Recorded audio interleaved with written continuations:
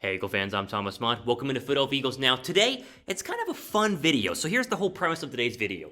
94.1 WIP's chief Eagle reporter, Elliot Shore-Parks, put out a very interesting article detailing 7 trades and cuts that he would do if he was running the Eagles this offseason in order to begin a little mini rebuild and save them a ton of money going forward in the future. I want to break down his plan here, react to his plan, and see what you guys think about a possible plan for the Eagles to go ahead and hopefully build a football team that's going to be good in 2022 that's also competitive in 2021. So again, throw up the team card right now. You see, here's the idea on the crazy plan. So again, Elliot Shore-Parks, if you're a Philadelphia Eagle fan, you're on Twitter, you probably follow this guy. He has a lot of, I'd say, Eagle hot takes, but does a very good job covering Philadelphia, if I do say so myself. However, his 7-step plan involves a lot of trades and cuts of big-name players that, on the outside, sounds good because it's going to net Philadelphia about $90 million in cap space in terms of free spending money. That'd be a ton of money, but in 2022, but at the cost of losing a lot of key star players. So I'm going to go ahead and break down Parks' plan here and try and get you guys in on the just the idea of what he had presented and throwing it around on Twitter. Now, again, not my idea. I'm going to react to what I think about each step of the plan, and we'll get your guys' thoughts here down in the comments section as well. Let's go and start with step number 1. Not a very popular one. I'm not a fan of this, but here we are. Trade Darius Slay. Now, of course, you say, Thomas, why would he want the Eagles to trade Darius Slay? He's like the best cornerback Philadelphia has, and that's saying something because Philadelphia has very bad cornerbacks behind him in the depth chart, and they just traded a 3rd and 5th round draft pick for Slay last year and restructured his contract. I know. That's why I am not a fan of trading Darius Slay. But Park says you could go ahead and get a 4th or a 5th round draft pick in return, and you would go ahead and save the Eagles $5.2 million in 2021 and a lot more going forward in 2022 because you obviously wouldn't have to pay his contract out. Now, again, not a fan of this because where Philadelphia is at the cornerback spot, this would make them have, a massive need at cornerback going into the draft, but I guess it would make sense in order to get Philadelphia underneath the cap right now, at least in 2021, as a lot of these moves are going to go ahead and show you that Philadelphia needs to get under the cap, and so saving $5.2 million would go a very, very long way. Slay was, I think, up and down last year. I think he had a really hard task in terms of being the number 1 cornerback in an Eagle defense that was featured, very bad cornerbacks overall and poor linebacker play. I think in the right defense, he can be a lot better. Maybe that right defense is Philadelphia's in 2021. Who knows? But trading him, I think, would be not a mistake, but it would definitely create some concerns in terms of the rest of the depth chart as, who's going to be the other cornerback? Do you trust Avonte Maddox to be the starter, the number 1 guy? Do you trust a rookie to go ahead and do that? Patrick Surtain at number 6? Who knows? But the first move here, to me, is interesting. I get where he's going with this, but I'm not a fan of it overall. Okay, pin comment down below. Put your GM hat on. What's one move that you would make if you were the Philadelphia Eagles GM? Which, might be better than Howie Roseman. He's not that great. But give me your one GM move that you would want the Eagles to go ahead and do this offseason down below. Pin comment right now.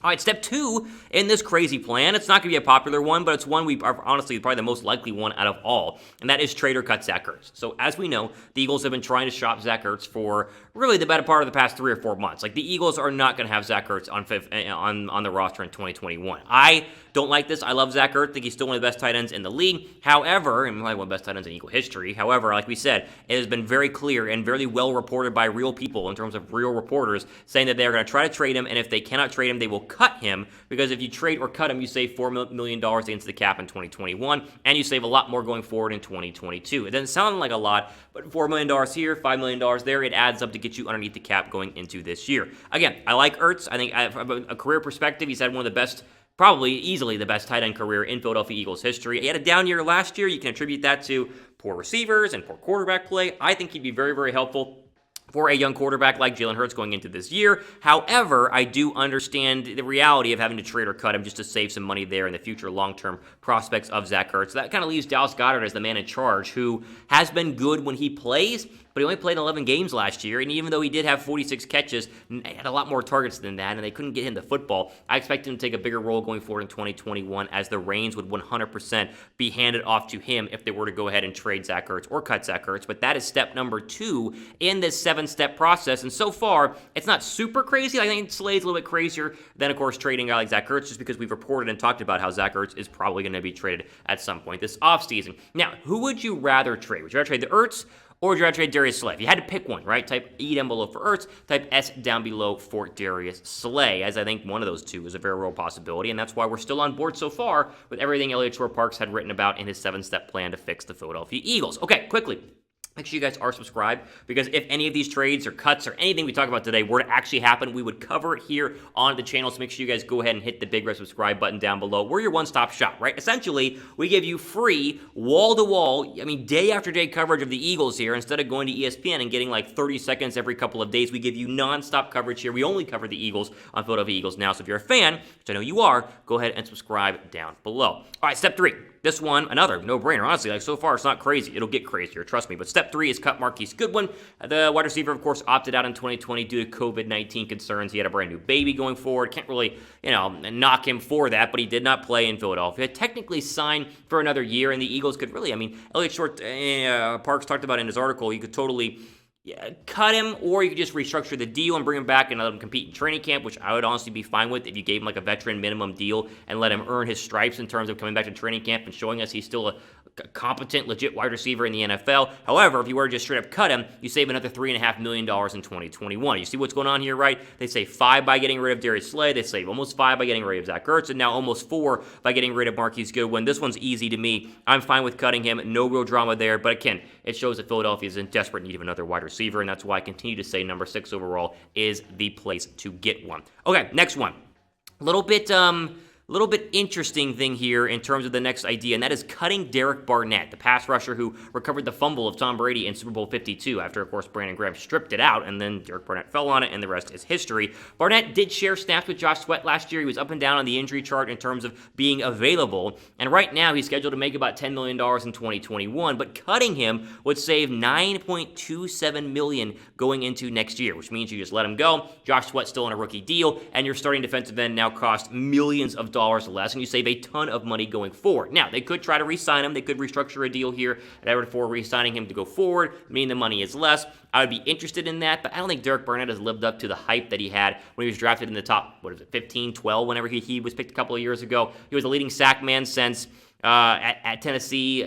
It was since Reggie White or whatever. Like, the stats were unbelievable. He'd been up and down. He had a good year a couple years ago, but so far, not much in 2020. I'd be fine going ahead and cutting him. And honestly, I think Josh Sweat, in the same amount of games, was a lot more, not a bigger difference maker, but was a lot more consistent in terms of the money that he's making. So you see 6 sacks for Sweat in 2020 versus 5 for Derek Barnett, 14 games, 13 games. They both played basically the same amount of time, whereas Barnett makes millions more. Sweat is a lot cheaper. I would be fine with Josh Sweat being the starter, and I'd actually be okay with cutting Derek Barnett. Again, this is a crazy article that got a lot of hate on Twitter, and so far, a lot of it makes sense. I think a lot is a very real reality for Philadelphia. Cutting Derek Barnett, I think, could be an option and should be an option for Philadelphia if he doesn't want to, take a pay cut. Who would you guys rather keep? Type B down below for Barnett, type G down below for Goodwin. If you had to pick which one you guys want to go ahead and keep going forward. I'd rather keep Barnett, but not just the price is too much, right? Goodwin, you keep him for real cheap if you were to restructure his deal. And so I'll let you guys answer this one, but B for Barnett, G down below for Goodwin.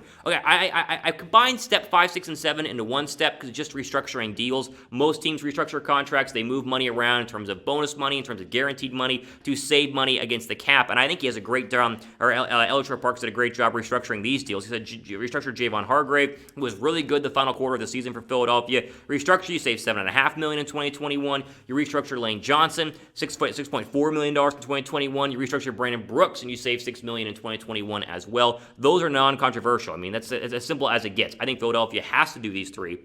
And will do these 3 in order to go ahead and get underneath the cap. I'm fine with all 3 of those players, and all 3 of those players to me are young enough and really, really good and need to be staples of the Eagles for at least the next 3 or 4 years. Okay, before we get to the crazy step 6. Step 6 is absolutely crazy. Get to that in 1 second here. First, the Chat Sports Eagle face masks are still on sale, and they are available right now via Fanatics, chatsports.com/Eagles masks. Some of them are up to 75% off. Yes, we're still wearing masks, and yet here's a massive, massive discount in order for you guys to look great, stay safe, and also rep your Philadelphia Eagles. As you see on your screen, tons of variety, tons of options, styles, designs. All of them, from a 1-pack all the way up to a 4-pack, the majority are up to 75% off. You like a solo mask right now, like $3.75 versus wearing, I got my little blue disposable one right over there. Rep an Eagles one, the way you look good. Imagine matching it with your Eagles polo, right? Polo, face mask, you look great repping Philadelphia each and every day you are in the office or, of course, just going around and about your day. And links down below in the description box. Okay, here's where it gets crazy. This is number 6. So I'll be honest, up to right now, you've had a couple of crazy moves. Like some people be like, don't trade Zach Ertz yet. we reported Philadelphia is trying to. Slay to me was a little bit of a controversial move here, but up to step 6 so far, it's been pretty normal, and I think a lot of Eagle fans will agree. Here's where it gets crazy. Step 6, trade Fletcher Cox. Now, you have to read the whole article to figure out why he wants to trade Fletcher Cox. And the main reason that Elliott Shore Parks makes is he wants to maximize Cox's value now. He's still considered one of the elite defensive tackles in the National Football League. You trade him now, you get a better pick, like maybe a second or third round draft pick, versus trading him 1 or 2 years from now when he maybe falls off his abilities just a little bit, and there the draft stock comes down from where it was at least this year, which I guess makes sense. I'm very much against this. More on that in a second. But you'd have to trade him after June 1st. Because it's one of those June 1st cuts where if you were to trade him before, you don't save a lot of money. You trade him after, you save a ton of money. And so this becomes difficult after the draft. What team is going to want to go ahead and trade now for Fletcher Cox and give up a future 2022 draft pick? I'm not sure. But as you see, trading Fletcher Cox after June 1st in 2021 would save $16 million in cap space. That's a lot of money. I mean, that is a ton of money. However, I'm against this, and I would not go ahead and trade Fletcher Cox. And the reason why is if you trade Fletcher Cox, that defensive line goes from what is considered a very good defensive line right now. They need help on the outside, but interior, in terms of Hargrave and Cox together, very, very good. It goes from good to very mediocre. I like Javon Hargrave, but in terms of getting double teams, Cox is the guy that eats up a lot in the middle. And it's one of the main reasons why Philadelphia has been an elite run-stopping defense for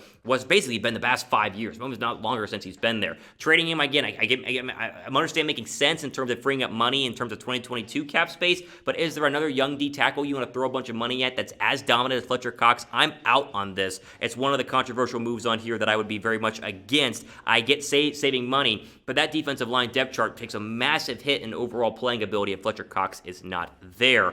I think you need help on the outside. You don't need help on the inside, and getting rid of Fletcher Cox would create a massive need overall for Philadelphia. Although I'll ask you guys this. Would you consider trading Fletcher Cox? Seeing the money here that you would save $16 million in cap space, type Y down below for yes, type N down below for no. Controversy continues with step 7, and what really is the final step here in the 7-step process, and that is trading Brandon Graham. So then we're just getting rid of all of our defensive linemen. Apparently, you trade Brandon Graham, you get a mid-round draft pick next year, according to Shore Parks. However, Philadelphia would have to also trade him after June 1st. Again, same thing with Fletcher Cox. You save the money if you trade him after June 1st, and the trading, again, you save $13.3 million in 2021. I'd be more up for trading Brandon Graham than Cox, because Graham, to me, even though he was great last year, first-time Pro Bowler, even though he should have had plenty more Pro Bowls throughout his career. And I love BG, trust me. But if you were to ask me which you'd rather trade of the two, I'd rather trade Graham just because he is, to me, not as impactful on the football field as Fletcher Cox. Now, Elliott Shore Parks did mention that there's an alternate path in terms of trading or actually restructuring Fletcher Cox and Brandon Graham's contracts. This, to me, would be a little more, I think, fan-friendly. We'll throw the quote up on your screen right now. He says, quote, another option for the Eagles, they wanted to keep Graham and Cox to restructure their deals like I did with Hargrave, Johnson, and Brooks above. Doing so could easily add an extra $10 million, which would give them around $11 million in salary cap space, enough to sign at least 1 or 2 high-level free agents if they wanted. Again, BG was fantastic last year. He earned a Pro Bowl nod. He should have gotten one years before, but still, it's good to see him out there and good to see him getting the respect that he deserves. But I like the idea of restructuring versus trading. Even though you would get some mid-round draft picks for them, that defensive line would need some major restructuring in 2022, and maybe that's for the better or for the worse. I'm not sure. I'd be out on both of those, but I like the idea of an additional restructuring versus a trade overall. There's the 7-step process. To me, a little crazy, a little out there. You'd lose a lot of big names, but not necessarily terrible based on the return that you would get. And I think Parks sums this up very well at the bottom of his article. I'll throw the quote on the screen right here, right now, and it basically shows you what Philadelphia would get at the end of all this. Quote, the Eagles could easily have around $90 million in salary cap space for 2022 or more after they roll over money if they follow this path.